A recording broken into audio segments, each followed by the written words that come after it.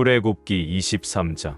너희는 헛된 소문을 퍼뜨리지 말며 허위 증언을 하여 악한 사람을 돕지 말아라.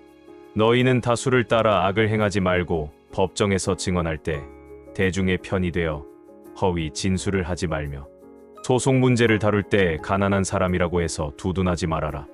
너희가 원수의 소나 나귀가 길을 잃고 헤매는 것을 보거든 그에게 끌어다 주어라.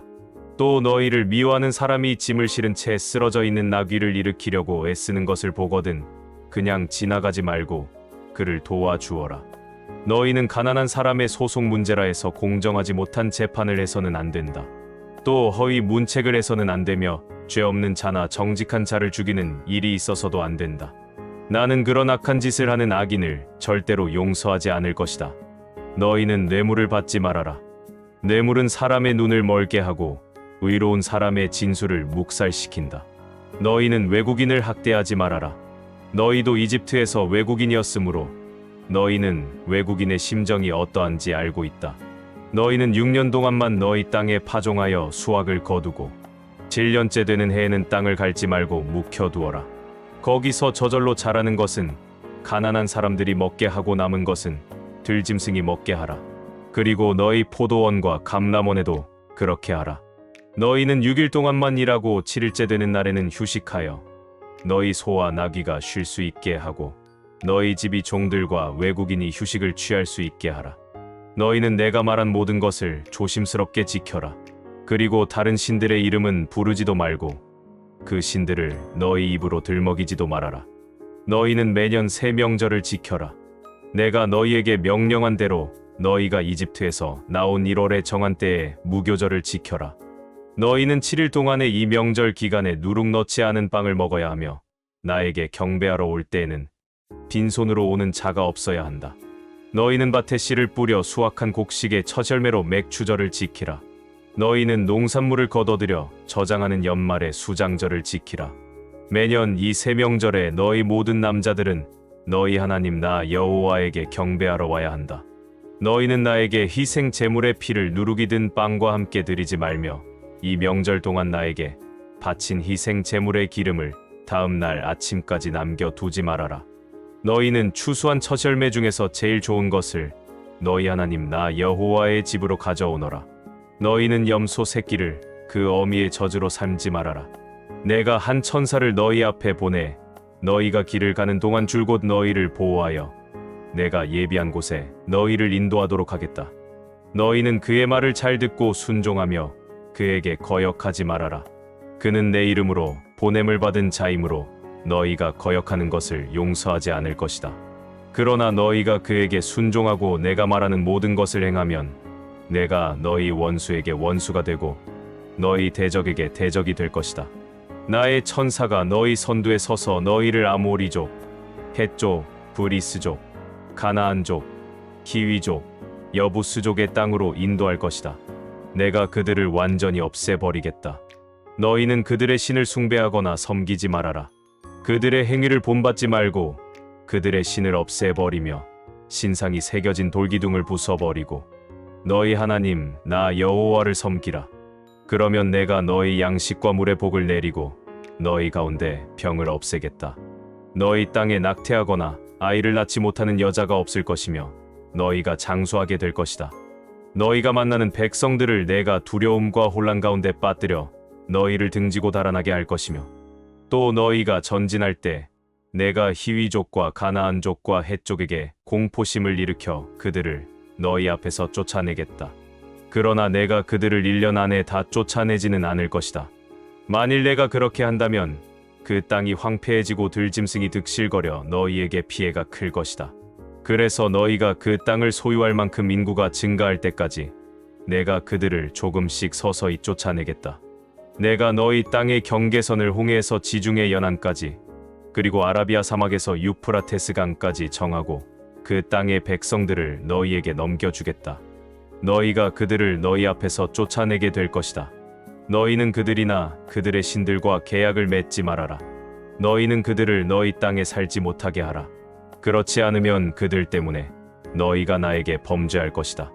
너희가 그들의 신을 섬기면 그것이 너희에게 덫이 될 것이다. 요한복음 2장. 이틀 후에 갈릴리 가나에 결혼식이 있었다. 예수님의 어머니도 거기 계시고 예수님과 제자들도 초대를 받아 가셨다. 그런데 포도주가 떨어졌다. 그래서 예수님의 어머니가 예수님께 이 집에 포도주가 떨어졌구나 하자 예수님은 어머니, 나와 무슨 관계가 있다고 그러십니까?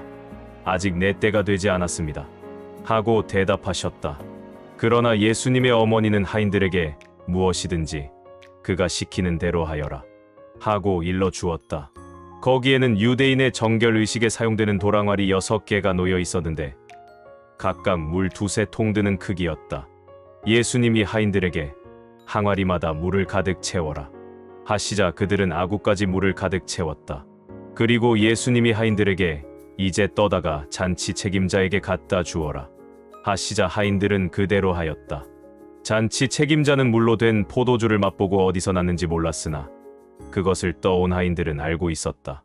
잔치 책임자는 신랑을 불러 근이 좋은 포도주를 먼저 내놓고 손님들이 취한 뒤에 그보다 못한 것을 내놓는데 당신은 지금까지 좋은 포도주를 남겨두었군요 하였다. 예수님이 갈릴리 가나에서 처음으로 이런 기적을 행하여 그의 영광을 나타내시자 제자들은 예수님을 믿게 되었다. 그 후 예수님은 어머니와 형제들과 제자들과 함께 가버나움으로 내려가 거기서 며칠 동안 머무셨다.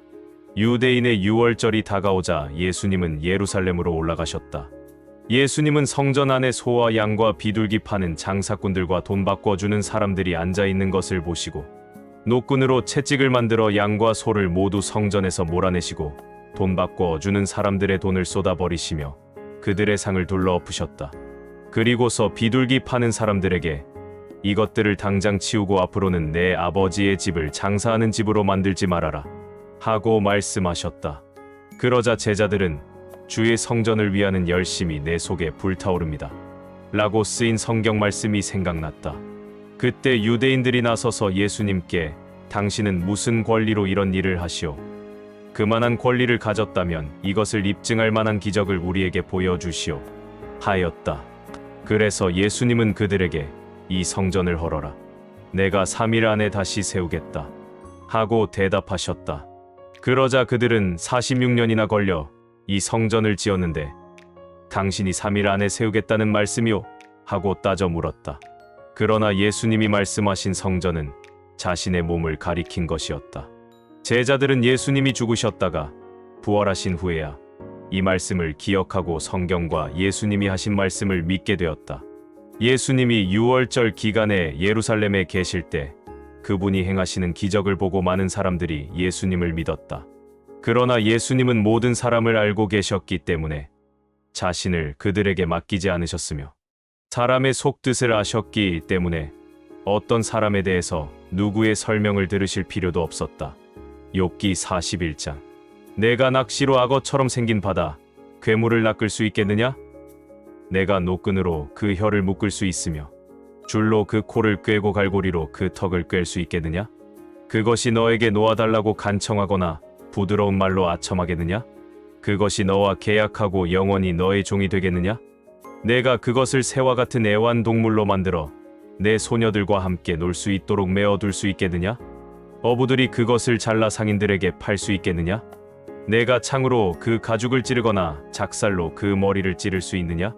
그 괴물에게 내 손을 한번 대어 보아라. 싸울 일이 생각나서도 다시는 그렇게 하지 않을 것이다. 그것을 잡겠다는 생각은 잘못된 것이다. 그것을 보기만 해도 기가 꺾일 것이다. 그 괴물을 건드릴 만큼 용맹 있는 자가 없는데 누가 감히 나를 당해낼 수 있겠느냐? 나에게 준 것이 있다고 갚아라 할 자가 누구인가? 하늘 아래에 있는 모든 것이 다 내 것이다. 내가 그 바다, 괴물의 다리와 그 힘과 거대한 체격에 대해서 말하지 않을 수 없다. 누가 그 가죽을 벗기겠으며 누가 재갈을 가지고 그것에게 접근하겠느냐? 무서운 이빨이 빙둘러 있는 그 턱을 누가 벌릴 수 있겠는가? 그 등은 방패처럼 생긴 비늘이 서로 봉할 것처럼 밀착되어 있고 그것들이 서로 한데 붙어 있어 바람도 그 사이를 통할 수 없다. 이와 같이 그 비늘들이 서로 꽉 달라붙어 있기 때문에 아무도 그것을 떼어 놓을 수 없다. 그것이 재채기를 하면 불빛이 번쩍한다.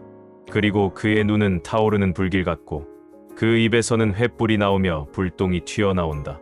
그 콧구멍에서는 연기가 나오는데 마치 갈대불에 가마솥이 끓는 것 같다. 그 숨이 숯불을 피울 정도이니 그 입에서 불꽃이 튀어나올 만도 하다. 그 괴물의 목에 있는 무서운 힘은 그것이 가는 곳마다 공포심을 불러일으킨다. 그 살조각은 아주 단단하고 굳게 결합되어 있어 움직이지 않으며 그 가슴은 돌처럼 굳고 단단하여 맷돌짝과도 같다. 그것이 일어나면 제 아무리 강한 자라도 두려워 떨며 당황하지 않을 수 없다. 칼로 쳐도 소용이 없고 창이나 작살도 아무 소용이 없다. 그 괴물은 철도 힘없는 지푸라기처럼 여기고 노쇠도 썩은 나무처럼 여긴다. 그래서 화살도 그것을 도망치게 할 수 없고 물맷돌도 지푸라기에 불과하다. 그것은 몽둥이도 마른 풀처럼 보고 창을 던져도 우습게 여기며 그 배의 비늘은 사금파리처럼 날카로워 진을 위에 타작 기계 같은 자국을 남긴다. 그것은 솥에물이 끓는 것처럼 바다를 휘저 기름이 끓을 때처럼 거품을 일으키고 그 뒤에는 광채나는 길을 만들어 바다를 온통 백발처럼 보이게 한다. 세상의 그 어느 곳에도 이 괴물처럼 두려움을 모르는 동물은 없다. 이 바다, 괴물은 가장 거만한 동물도 얕잡아 보며 모든 교만한 짐승의 왕으로 군림한다. 고린도후서 11장. 여러분은 내가 좀 어리석어 보이더라도 참고 내 말을 들어주십시오. 나는 하나님이 여러분을 시기하듯이 여러분을 시기하고 있습니다. 이것은 내가 여러분을 순결한 처녀로 한 남편인 그리스도께 드리려고 약혼을 시켰기 때문입니다. 그러나 이브가 뱀의 간사한 거짓말에 속아 넘어간 것처럼 여러분의 마음이 부패하여 그리스도에 대한 진실과 순결을 저버리지나 않을까 염려가 됩니다. 그것은 누가 여러분에게 와서 우리가 전하지 않은 다른 예수나 여러분이 받지 않은 다른 영이나 다른 복음을 전할 때 여러분이 너무도 쉽게 받아들이기 때문입니다. 나는 저 위대하다는 사도들보다 조금도 부족하지 않다고 생각합니다. 내가 말재주는 별로 없으나 지식에서는 그렇지 않다는 것을 모든 면에서 여러분에게 보여주었습니다. 내가 여러분을 높이려고 나를 낮추어 하나님의 기쁜 소식을 값없이 전한 것이 죄였단 말입니까? 내가 여러분을 위해 봉사할 때 다른 교회들이 내 생활비를 담당해 주었습니다. 말하자면 다른 교회의 원조로 여러분을 도운 셈입니다. 나는 여러분과 함께 있을 때 생활이 어려웠지만 아무에게도 신세를 지지 않았습니다. 그것은 마케도니아에서 온 형제들이 내가 필요로 하는 것을 채워주었기 때문입니다. 나는 모든 일이 여러분에게 짐이 되지 않았으며 앞으로도 그럴 것입니다. 내 속에 그리스도의 진실을 두고 말하지만 아가야, 지방에서는 아무도 나의 이 자랑을 막지 못할 것입니다. 왜 그렇습니까? 내가 여러분을 사랑하지 않기 때문입니까? 결코 그렇지 않습니다. 내가 여러분을 사랑한다는 것은 하나님도 알고 계십니다. 나는 지금까지 해온 일을 그대로 계속 밀고 나가겠습니다. 이것은 거짓 사도들이 노리는 기회를 주지 않고 그들도 우리처럼 보수를 받지 않고 일하는 것을 자랑하도록 하기 위한 것입니다. 그들은 거짓되고 속이며 자기를 그리스도의 사도로 가장하는 사람들입니다. 이것은 이상한 일이 아닙니다. 사탄도 자기를 빛의 천사로 가장합니다. 그러므로 사탄의 종들이 의의 종으로 가장한다고 해서 놀랄 것은 없습니다. 결국 그들의 마지막은 자기들의 행위대로 될 것입니다. 거듭말하지만 누구든지 나를 어리석은 사람으로 생각하지 마십시오. 만일 여러분이 나를 어리석은 사람으로 생각하더라도 어리석은 사람 그대로 나를 받아 내가 조금이라도 자랑할 수 있게 해 주십시오. 내가 지금 말하는 것은 주님이 시켜서 하는 말이 아니라 그저 어리석은 사람처럼 자랑하는 말에 지나지 않습니다. 많은 사람들이 육적인 것으로 자랑하므로 나도 자랑하겠습니다. 지혜롭다는 여러분은 어리석은 사람들을 잘 용납하고 있습니다. 누가 여러분을 종으로 삼거나 착취하거나 이용하거나 여러분에게 거만을 떨거나 여러분의 뺨을 쳐도 여러분은 잘 참고 견딥니다. 부끄럽긴 하지만 우리는 너무 약해서 차마 그런 짓은 할 수 없음을 인정합니다. 그러나 누가 무엇을 자랑한다면 나도 어리석은 자랑을 좀 하겠습니다. 그들이 히브리 사람입니까? 나도 히브리 사람입니다. 그들이 이스라엘 사람입니까? 나도 이스라엘 사람입니다. 그들이 아브라함의 후손입니까? 나도 아브라함의 후손입니다. 그들이 그리스도의 일꾼입니까? 나를 정신병자로 보겠지만 나는 더욱 그렇습니다.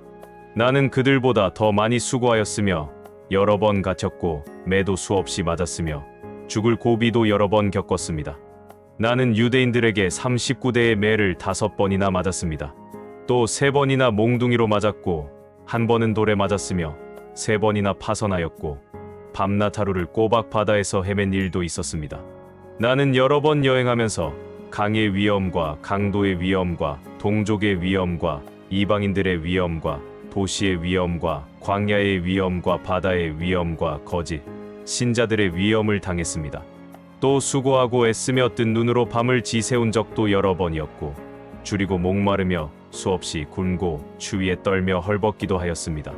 이런 일 외에도 날마다 여러 교회에 대한 염려 때문에 내 마음은 무거웠습니다. 누가 약해지면 내 마음도 약해진 기분이었고 누가 죄를 지으면 내 마음도 아팠습니다. 그가 꼭 자랑해야 한다면 내 약한 것이나 자랑하겠습니다. 길이 찬송을 받으실 주 예수님의 아버지 하나님은 내가 거짓말하지 않는 것을 알고 계십니다.